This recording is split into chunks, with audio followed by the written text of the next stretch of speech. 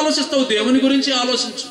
నీ గురించి కోటాను కోట్ల సంవత్సరాలుగా ఎదురు చూసి నా కుమారుడు భూమి మీదకి రావాలి, ఈ లోకానికి వచ్చిన తరువాత నాకు మహిమ కీర్తి కలిగేలాగా బ్రతకాలి అని నీ తల్లి గర్భంలో పిండముగా ఉన్నప్పుడే నిన్ను చూసుకున్నాడయ్యా నీ తండ్రి.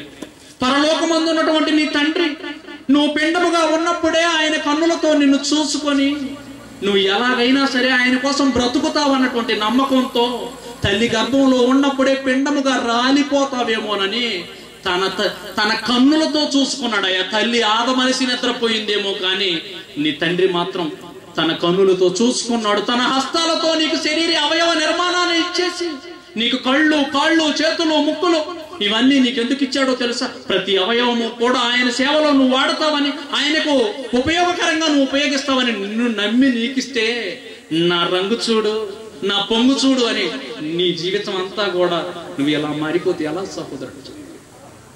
ఆయన నీ గురించి నిర్ణయం తీసుకోక ముందే రా, ఆయన పనిలోకి నువ్వు రా. ఆయన కనుక పనిలోకి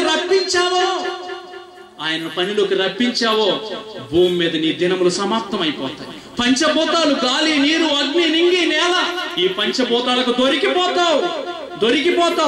ఎక్కడ నిన్ను నొక్కాలో, ఎక్కడ నిన్ను నరకాలో ఆయనకు బాగా తెలుసు. ఆకాశానికి పారిపోతాం అనుకుంటున్నావా? అక్కడ కూడా ఆయన ఉన్నాడు. సముద్ర గర్భంలో దాక్కుందాం అనుకుంటున్నావా? అక్కడ కూడా ఆయన ఉన్నాడు. నువ్వు ఎక్కడికి వెళ్ళినా కూడా నువ్వు ఆయన బారి నుండి తప్పించుకొనలేవు.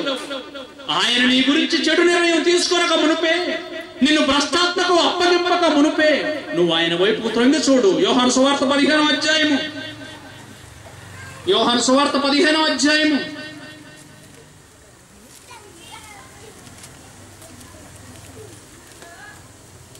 మొదటి వచనం నుంచి చదువుతాం ప్రియమైన వారు. మొదటి వచనం నుంచి, నేను నిజమైన ద్రాక్షవల్లిని, నా తండ్రి వ్యవసాయకుడు, నాలో ఫలింపని ప్రతి తీగను ఆయన తీసి పారవేస్తాడు.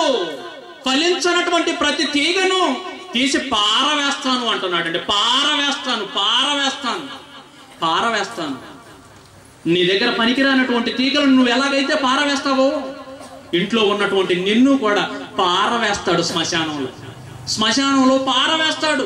ఇదిగో ఈ ఇంట్లో ఇన్ని సంవత్సరాలుగా వీడిని కాపాడుతున్నాను, ఇదిగో ఏమైనా కాపాడుతున్నాను, ఏ ఒక్కరోజైనా నా కోసం బ్రతుకుదామని ఆలోచన ఈ కుటుంబంలో ఎవరికీ లేదు. ఇదిగో ఈ ఇంట్లో ఉండటం కంటే ఈ ఇంట్లోకి మరొకడు రావటం మేలు, ఈ ఇంట్లో ఈడు ఉండటం కంటే మరొకడు రావటం మేలు, కనుక వీడిని పారవేయి. ఆయన పారవేసే పరిస్థితిని జీవితంలో తెచ్చుకోక సహోదరుడు.